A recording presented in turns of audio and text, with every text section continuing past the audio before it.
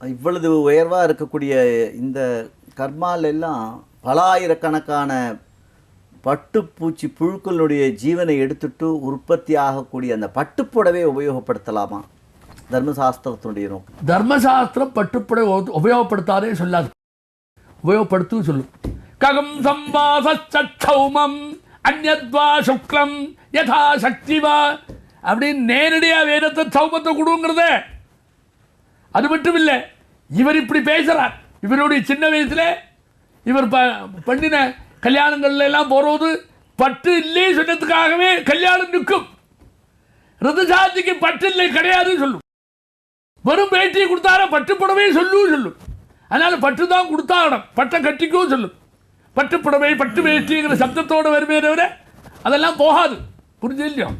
சிலதெல்லாம் எப்படி தெரியுமோ, சிலதான் சில ஹிம்சை வேணும்னு சொன்னால் ஹிம்சையை ஏற்றுக்கும் தர்மசாஸ்திரம்.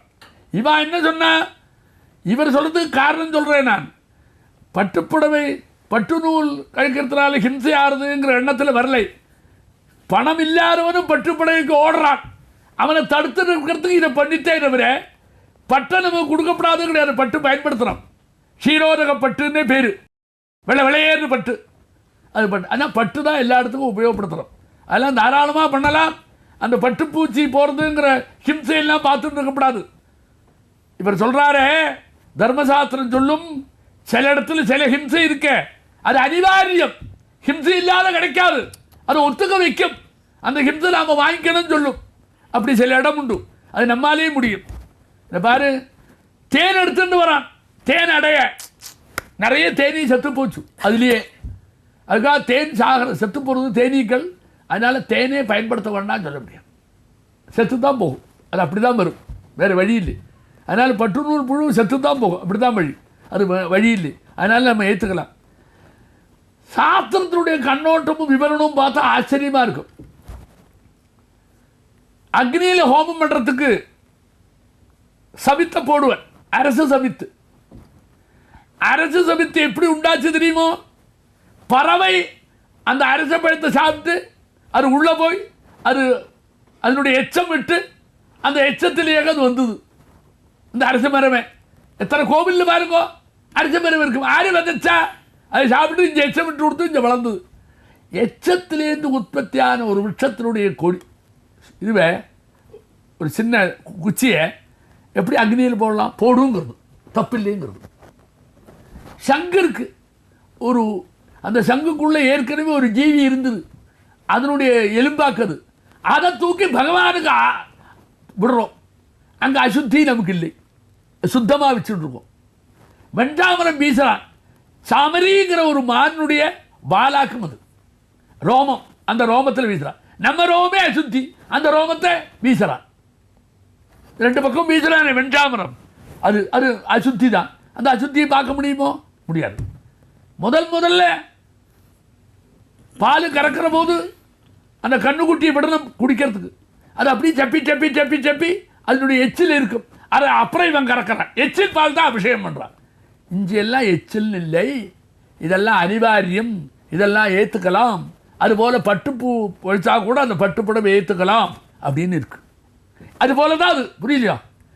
என்னத்துக்கு அப்படி ஒரு வாதம் வெளியில் வந்ததுன்னா, இந்த அசடுகள் என்ன பண்ணுறது? இருக்கிறவன் பட்டு வாங்கிக்கட்டும், இல்லாதவனும் கடனை வாங்கி பட்டை வாங்கி திண்டாடு தெருவில் நின்று அது வாங்கி கொடுத்தாளுங்கிறது இல்லத்தினால நம்முடைய பொருளாதாரத்தில் சீரழிஞ்சு கடைசி அடித்தளத்துக்கு போகிறதுக்கு ஒரு சந்தர்ப்பம் வருதுனால ஆபத்காலத்தில் இப்படி ஒன்று சொல்லித்தான் அது நிறுத்தணும். அதெல்லாம் நிறுத்த முடியாது. பட்டு ஹிம்சை பண்ணப்படாதுன்னு சொன்னால் தான் நிறுத்துவன். இல்லை உங்கள்கிட்ட தான் பணம் இல்லைன்னா நிறுத்த மாட்டான்.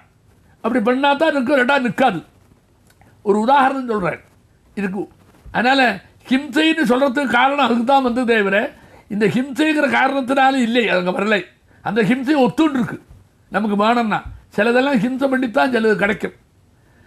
அதுக்கு ஒரு காரணம் சொல்கிறேன். முன்னாடி வேதத்திலேருந்து சனாதன தர்மத்தை வந்து மீமாம்சை நன்னா இருந்தது. எல்லாரும் யாகம் பண்ண ஆரம்பிச்சு விட்டான் இஷ்டத்துக்கு. கண்டவெல்லாம் யாகம் பண்ணுறான். ஒரு ரூலே இல்லை. நானும் ஒரு யாகம்ங்கிறான், அங்கே அவனொரு யாகம். இப்படி கண்டவெல்லாம் ஹிம்சை பண்ணி யாகம் பண்ண ஆரம்பிச்சுட்டா வேதத்தில் ஹிம்சை இல்லையே சொல்லி. என்னடா அது இப்படி பண்ணுறது, ஒரு விவஸ்தை இல்லாத போச்சேன்னு யாகத்தை தனியை நிறுத்தணும்னா நிறுத்த முடியாது. யாகம் பண்ணாதேன்னா நிறுத்த முடியாது. வேதமே பொய் சொன்னா யாகம் பண்ண மாட்டான். அதனால பௌத்தன் என்ன பண்ணான், வேதமே குப்பை அப்படின்னு சொன்னா யாகம் நின்று கொடுத்த. அப்ப யாகத்தை நிறுத்தணும்னா அந்த கண்ணா பின்னா இருக்கக்கூடிய யாகத்தை நிறுத்துறதுக்கு அவனுக்கு ஒரே ஒரு கருவி என்னன்னா, யாகத்தை நிறுத்துனா கேட்க மாட்டான், வேதமே குப்பை அது தப்பு அப்படி சொன்னா தான் அது உபயோகம் இல்லையே சொன்னா யாகம் தானா நின்றுடுமே. அந்த மாதிரி கண்ணா பின்னா பொருளாதாரம் இல்லாதவனே நிர்பந்தப்படுத்தி மாப்பிள்ளை பட்டு வேணும்னு பிகு பண்ணுற போது கஷ்டப்பட்டு குழந்தைய கல்யாணம் பண்ண முடியாது தடற போது பட்டே கட்டிக்கப்படாது, அது ஹிம்சை, தப்பு, 2 பேருக்கு தப்பு அப்படி சொன்னால் நிற்கும். அதுக்காக அந்த வாதமே தவிர கட்டிக்கப்படாதுன்னு சொல்லப்படாது. வேதத்திலே இருக்க ககம் சம்பாத சட்டம் அது கூட போக வேண்டாம். இன்னி கூட பட்டு வேஷ்டி பட்டு புடவை சகல சௌபாக்கியம் நெட்டிவராக தான் சொல்றான். அப்போ அதை மாற்றலையே. அப்போ ஒரு காலத்தில் இவருடைய வாதம் வரத்துக்கு முன்னாடி பட்டு வேஷ்டி பட்டு புடவைலாம் இருந்துற. அப்போ இருக்கலாம், இப்போ மாத்திரம் எப்படி வரும்? நம்ம புது ஒரு சிந்தனை, ஒரு பெரிய புரட்சியா சொல்ல முடியாது. அதுக்கு எண்ணம் அப்படித்தான். இது மற்றவாளை கஷ்டப்படுத்துகிற மாதிரி இருந்தால் அதை அவாய்ட் பண்ணுறதுக்கு இப்படி தான் சொல்ல வேண்டி வருது சார், வேறு வழி இல்லை. இப்படி சொன்னால் தான் நிற்கும். விவாகமான குழந்தை புக்காத்துக்கு போகும்போது முதல்ல வலது காலை எடுத்து வச்சு உள்ளவா அப்படின்னு. ஆமாம், அதெல்லாம் சம்பிரதாயத்தில் வரதா இல்லை? இல்லை இல்லை, எப்போவுமே இடது வலது 2 இருக்கே இல்லையோ. இயற்கையாகவே தஸ்மாத் தட்சிணோர்த ஆத்தனோ வீர்யாவத்தரா, இப்படி சரீரத்தில் 2 இருந்தால் இந்த போர்ஷன் கொஞ்சம் பலம் அதிகம். இதை விட தட்சிணோர்த ஆத்மனா, தனக்கு இந்த கொஞ்சம் வீர்யாவத்தரம், ரொம்ப வீரியம். அதனால் வலதை எடுத்து வச்சு வீர்யாவத்தரமான வலத்தெல்லாம் எடுத்து வைக்கணும். அது அல்லாதே நீங்கள் அதெல்லாம் விடுங்கோ, ஒரு சாஸ்திரமும் போக வேண்டாம். நேர முதல்ல கால் எடுத்து அழுத்தி வைக்கணும்னா வலது எடுத்து வச்சா தான் இடத்த தூக்க முடியும். அப்போ இயற்கையே வலதவே சொல்றது. இடது கால் எடுத்து போக முடியாது, முதல்ல வலது தான் வைப்பேன். இயற்கையாகவே கையை எடுத்தோ கால் எடுத்தோ பண்ணுறதெல்லாம் வலது ஓடி வரும். கையை பிடிக்கிறதுக்கு வலது ஓடி வரும், எல்லாம் வலது தான் வரும், இடது வராது. ஏதோ 2 கேட்டால் இவனும் இடது கை அப்படின்னு சொல்கிற போது விருத்தமாக தான் சொல்கிறோம். எல்லாம் கையை எழுதுறதுக்கு வலது கை, சாப்பிட்றதுக்கு வலது கை, எல்லாம் சாப்பிட தான் வரும். நீங்கள் நடைமுறையின் இல்லை சுபாவமாகவே இருக்கிறதுனால தான் வலது கையினால பண்ணுங்கிறான். சுபாவம் இல்லாத சிலதுக்கு வந்து விடுறது, இடது கையில் சௌச்சம் பண்ணுறதுக்கு வலது கையில் சௌச்சம் பண்ணுறது இல்லை. சௌச்சமும் அதிலேயே பண்ணுறான், சாப்பாடும் அதிலேயே சாப்பிட்றேன். இங்கே வரலை பார்த்துக்கணும். இடது கையில் பண்ணாத காரியங்கள் எல்லாம் இந்த வலது கை பண்ணுறது இல்லை, வலது கை பண்ணாத காரியங்களை இடது கை பண்ணுறது. அதனால் வேதம் சொல்லும் சரீரத்தில் 2 பாகம் இருக்குது, ஒன்று இந்த பக்கம் ஒன்று அந்த பக்கம் இருக்குது. அதில் தட்சிண பாகம் இருக்கே வலது, அது எப்போவுமே கொஞ்சம் தூக்கலாக இருக்கும், அதுக்கு பலம் அதிகம். அதனால் பலம் அதிகிற காலை முன்னாடி வச்சு ஊனி இந்த காலை எடுக்கிறதுக்கு சௌகரியமாக இருக்கிறதுனால வலது கை தான்.